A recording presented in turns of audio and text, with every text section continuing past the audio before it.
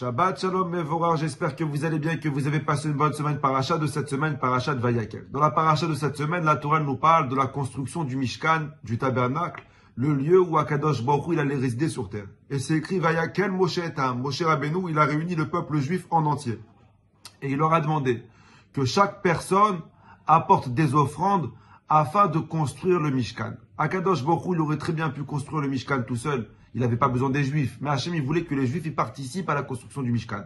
Et Moshe Rabbeinu, il demande aux Juifs que chacun, il apporte des offrandes, des cadeaux. Et la Torah nous dit comme quoi les Juifs, ils se sont empressés d'apporter pour la construction du Mishkan toutes sortes de matériaux. Ils ont apporté, c'est écrit, de l'or, de l'argent, du cuivre. Ils ont apporté des peaux d'animaux, ils ont apporté des vêtements pour le Kohen, ils ont apporté de l'huile, ils ont apporté du bois, ils ont apporté des pierres précieuses. Et la Torah nous dit comme quoi les Juifs, ils ont tellement apporté que Moshe Rabbeinu, il a dû stopper Am Israël. Et c'est écrit dans la Torah, Vayomer Alahem Moshe, Moshe Rabbeinu, il leur a dit, stop, ça suffit. Vous avez trop apporté. Vous avez inondé le Mishkan de présent. Il y a trop, arrêtez d'apporter.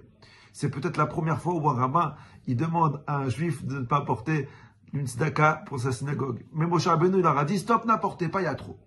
Et le passouk d'après, la Torah nous dit, et les juifs ont apporté pile ce qu'il fallait pour la construction du Mishkan. Le Rav Chaim Akadosh, Rabbi Chaim Ben Attar, il pose une très belle question. Et le Rav dit, mais je ne comprends pas. La Torah, elle se contredit. Un coup, tu me dis comme quoi les Juifs, ils ont apporté beaucoup plus qu'il en fallait, jusqu'à que Moshe Rabbeinu en personne, il a dû les stopper. Et le passouk d'après, tu me dis comme quoi les Juifs, ils ont apporté pile poil ce qu'il faut pour la construction du Mishkan. C'est pas possible. Soit il y a trop, soit il y a pile, mais il peut pas y avoir les deux en même temps.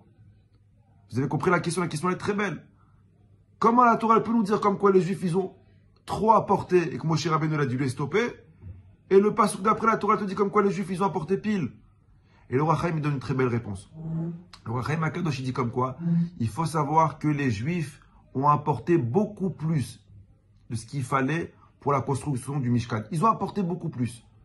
Mais Hachem, il n'a pas voulu décevoir les Juifs en leur demandant de reprendre leur présent à la maison, de reprendre leur offrande à la maison. Alors Hachem, il a fait un nes pour témoigner l'amour qu'Hachem, il avait pour les Juifs. Hachem, il a fait un nes et que tout ce qu'ils ont apporté, c'est rentré dans la construction du Mishkan. Et le Rav, il pose une question et dit, pourquoi Hachem, il a dû faire ce nes-là?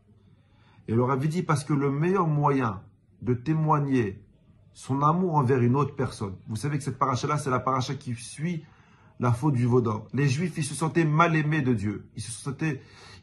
Ils s'imaginaient pas que Akadosh Baruch Hu puisse un jour pouvoir leur pardonner la faute du veau d'or. Ils se sentaient mal aimés. Et Akadosh Baruch Hu, il a voulu témoigner son amour envers le peuple juif. Et leur dire comme quoi, j'ai oublié le veau d'or. Et le Rav, il dit, le meilleur moyen pour témoigner de l'amour à une personne, ce n'est pas en lui donnant, mais c'est en recevant de lui. Écoutez la logique. Parce que si tu lui laisses te donner quelque chose, tu lui fais comprendre qu'il est indispensable. Si j'accepte un présent de toi, je te fais comprendre comme quoi tu es important à mes yeux. Comme quoi ce que tu donnes, c'est important. Et c'est pour ça que Akadosh Baruch Hu, il a voulu que chaque juif y participe à la construction du Mishkan. Parce que le fait de donner, c'est la plus grande preuve que Akadosh Baruch Hu, il t'aime. Parce qu'il reçoit ton offre. Il reçoit ton présent. Écoutez, si vous avez compris ça, je vais vous faire un très beau cours. Il va durer 1 minute pile. De la même façon que Hachem, il a témoigné son amour envers le peuple juif, pas seulement en donnant, en leur donnant, mais surtout en recevant d'eux, il faut qu'on agisse pareil avec nos enfants. Chaque parent sur terre, on veut une seule chose pour nos enfants. On veut le meilleur pour eux. On veut qu'ils aient la meilleure vie. On veut qu'ils aient les meilleures écoles, la meilleure éducation, les meilleurs jeux, les meilleurs kiffs, les meilleures vacances, les meilleurs habits. On leur donne le meilleur, mais on oublie de leur donner le principal. On oublie de leur donner la possibilité de donner, de nous donner. On oublie de leur donner la possibilité de se sentir important, de se sentir indispensable. Combien c'est important? Pas seulement de donner à nos enfants, mais de leur donner la possibilité de nous donner quelque chose. Parce que le fait de prendre d'eux, on leur fait comprendre comme quoi vous êtes important.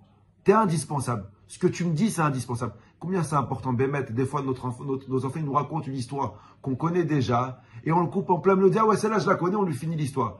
Alors l'enfant, il rigole, mais on est en train de détruire sa confiance qu'il a en lui. On est en train de lui faire comprendre, écoute, j'ai pas besoin de toi, je connais déjà ce que tu vas me dire.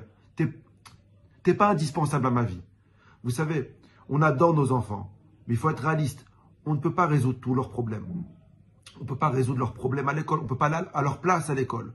On ne peut pas se faire des amis à leur place. On ne peut pas se faire une place à l'école pour eux. Et on ne peut pas se faire accepter comme ils sont. C'est les seuls qui peuvent le faire, c'est eux. Souvent dans la vie, les enfants ils vont devoir régler leurs problèmes tout seuls.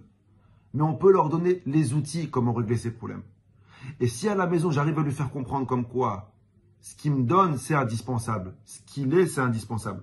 Que cette maison a besoin de lui. Parce qu'il nous apporte dans cette maison.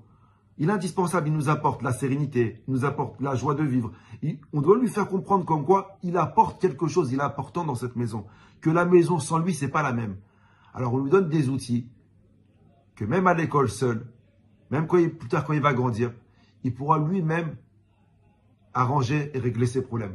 L'importance du message du Mishkan, c'est que pour témoigner l'amour à une personne, il ne faut pas seulement lui donner, il faut lui laisser te donner. À la semaine prochaine.